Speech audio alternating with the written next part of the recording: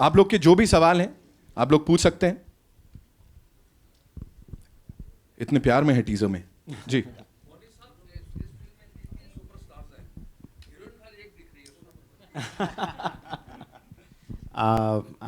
How can I say it is there is no gender, sir. Everyone is a hero.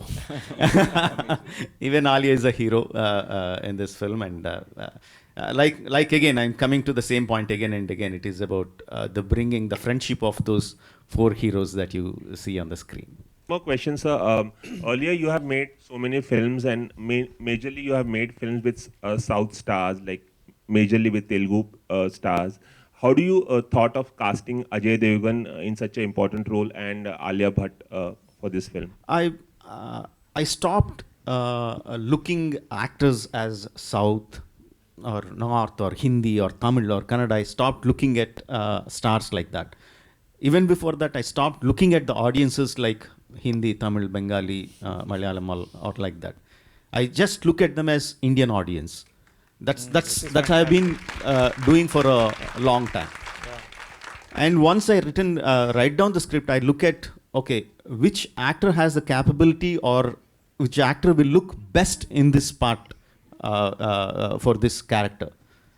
If he's a Malayali, he's a Malayali. If he's a Bengali, he's a Bengali. If he's a Marathi, he's a Marathi. I just approach the actor and say, see, this is the script that I have. This is the role that I have. Would you be interested?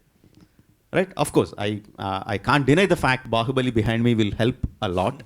I can't deny the fact, but I don't go with the visiting art of Bahubali. I go with the visiting art of my script and my characterizations, and that's what helped me so long.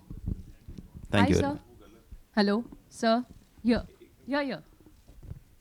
Okay. Yeah, this is Nikita from India Forum. So my question is, how difficult or easy was the decision to release the films in theaters and not on OTT? Because, you know, we were not sure कि ये pandemic कब तक चलेगा, कब खत्म होगा. So, you know, there would be a dilemma to release it in the theaters or OTT. तो आपके लिए decision कितना difficult था या कितना easy था? It was very, very easy. I don't make, I make films only for theaters.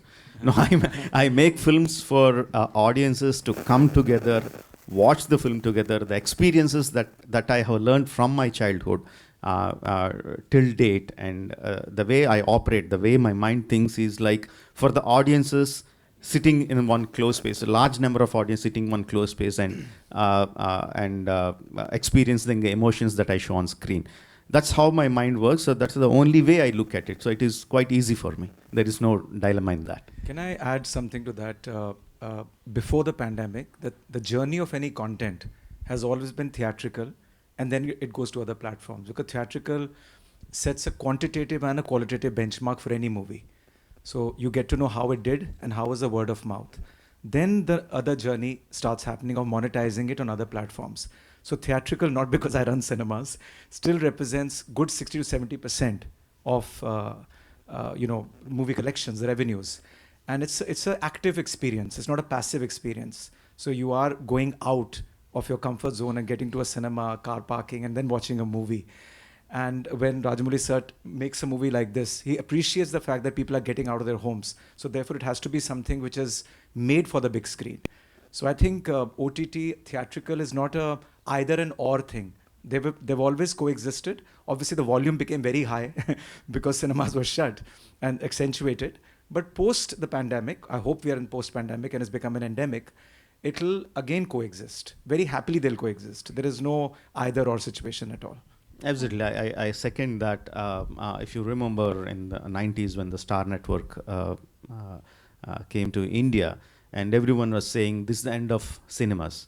Because the people will be spoiled for choice. They have so many films that are going to run on television. The films are going to shut forever. But no, it had its own audience. Television industry exists. It does very well. The film industry and the theater business exists as well.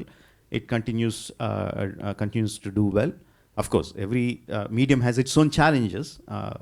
And all of them coexist. The same way the OTT is also going to coexist along with the television industry and the film industry.